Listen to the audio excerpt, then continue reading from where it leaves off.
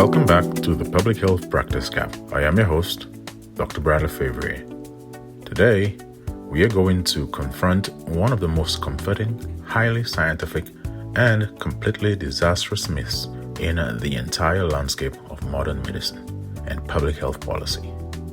It is the myth of the rational actor.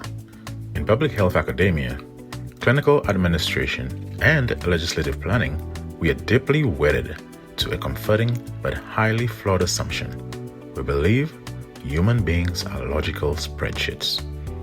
We design expansive programs, launch massive awareness programs or campaigns, and write heavy regulations based on the premise that if we simply provide people with high-quality evidence, they will make high-quality rational decisions.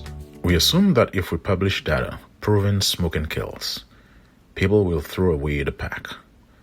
We assume that if we prove physical activity reduces chronic illness, people will immediately lace up their running shoes.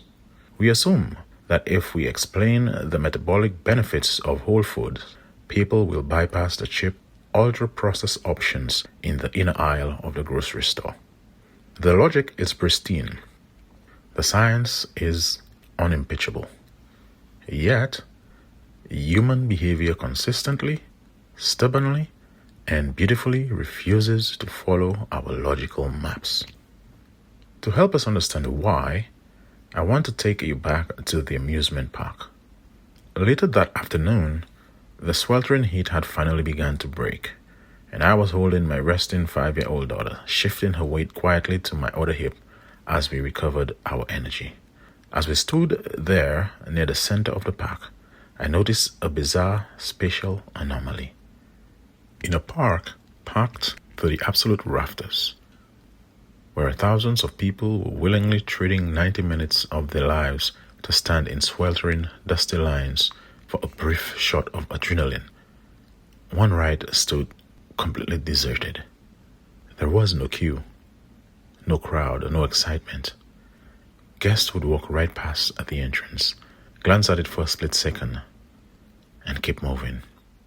Meanwhile, just 50 yards away, another coaster had a line snaking halfway across the famed plaza. Now, the popular coaster wasn't dramatically newer.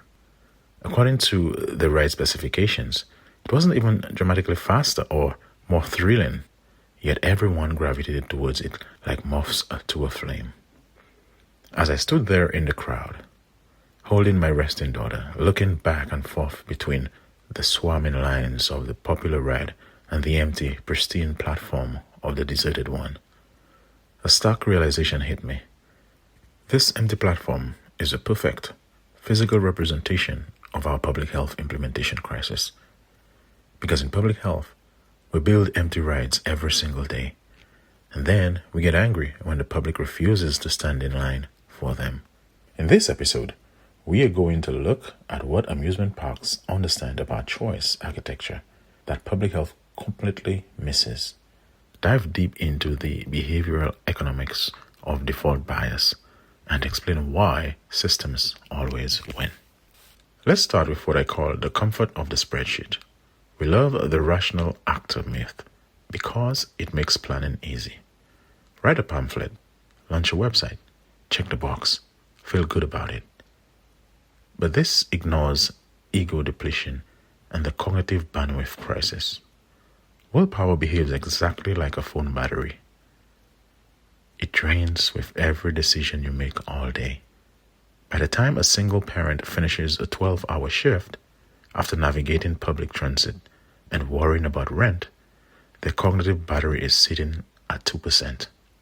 They are not performing an optimized micronutrient calculation at the corner bodega. They are defaulting to the cheapest, most convenient, high dopamine option on the eye-level shelf. And what does our system do? We blame them. We call it non-compliance. We call it low health literacy. But the choice wasn't a failure of willpower or knowledge. It was a predictable response to an environment built with extreme friction. Most people do not smoke because they missed a lecture on lung cancer. If we want to change behavior, We have to stop trying to change people's minds and start changing the defaults of the environments they navigate. Amusement parks don't try to educate guests into moving efficiently.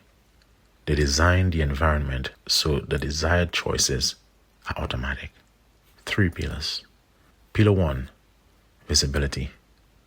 They place the best experiences directly in the path of natural foot traffic. We hide our community health clinics and needle exchanges in basements, behind checkpoints, down dark alleys. Pillar 2, social proof. A visible line signals value. In public health, we launch isolated, digital-only programs that make people feel completely alone in the journey. Pillar 3, the default path. When you exit a coaster, you exit through the gift shop. Opting out takes more effort than opting in. We build the opposite. High friction, opt-in programs, and then wonder why the community isn't showing up. Behavior is a function of the person and the environment. We've spent decades trying to fix the person through passive education. Next generation leadership means doing the structural work of engineering the environment. We are going to take a quick break, but when we come back, we are going to look at the greatest public health triumphs in human history and prove why they succeed, not through classroom education, but through the deliberate engineering of default system. But first, let's talk about building those default systems in your own community. If you are listening to this and realizing that your organization is still building empty rides, designing complex high-friction programs, and wondering why your community engagement is stalling, I build the Next Gen Public Health Lab specifically for you. Every Wednesday, I publish the Next Gen Public Health Brief newsletter. It is completely free, and it is designed to help modern health leaders move past passive education and start engineering intuitive, default healthy environments. Subscribe today at the nextgenpublichealthbrief.com. And finally, if your health system, nonprofit, or organizational agency is ready to stop trying to change minds and start changing the physical and systemic defaults of the environment you serve, let's partner together. Visit nextgenpublichealthconsultancy.com to schedule a consultation. Let's stop lecturing. Let's start designing.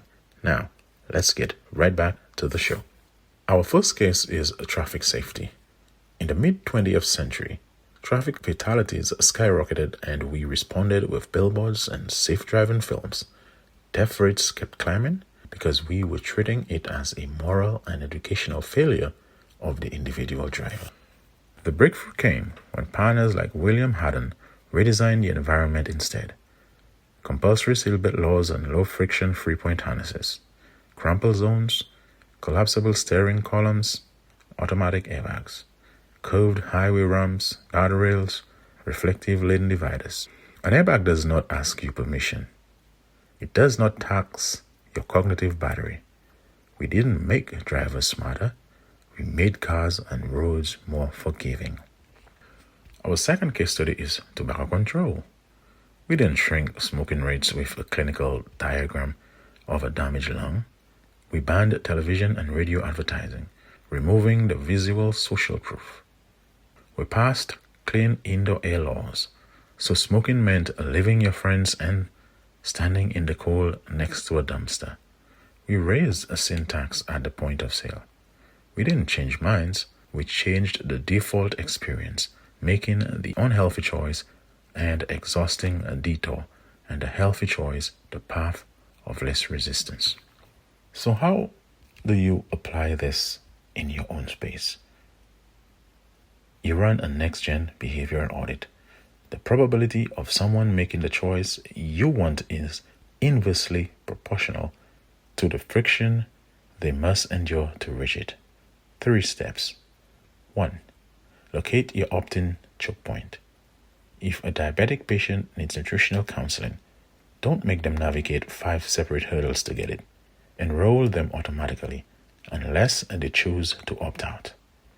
Step 2. Map the physical default path. Put your fresh fruit vouchers and pen navigators directly in the path people already walk, the same way a theme park exit routes you through the gift shop. Step 3. Run a jargon and literacy cleanse. If your handout reads above a 6th grade level, you are taxing an already depleted battery. Speak with clarity, simplicity, and warmth. Stop trying to fix the person. Start fixing the environment. The deserted ride at the amusement park stayed empty all afternoon. Not because it was unsafe, not because the tracks were broken, but because the theme park planners had completely failed to build the physical, visual, and social pathways needed to make it attractive and accessible.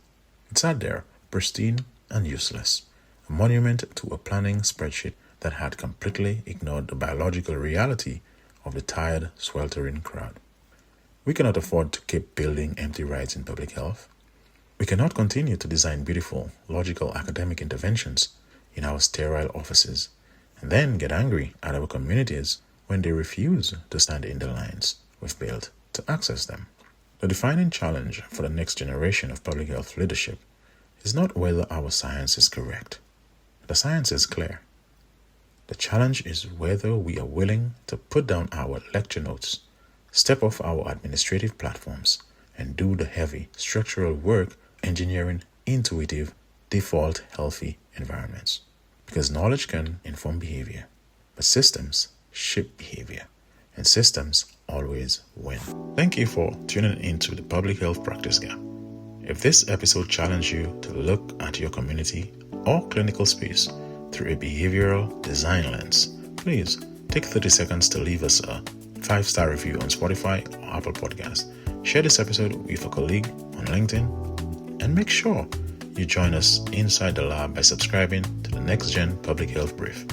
It is completely free, and you can sign up right now at the nextgenpublichealthbrief.substack.com. Finally, if your hospital network, municipality, nonprofit, or health department is ready to stop trying to change minds and start actively auditing and redesigning your physical and systemic environments, partner with us directly. Visit nextgenpublichealthconsultancy.com to schedule a consultation. Let's stop lecturing. Let's start designing. I'll see you next Tuesday. Let's get to work.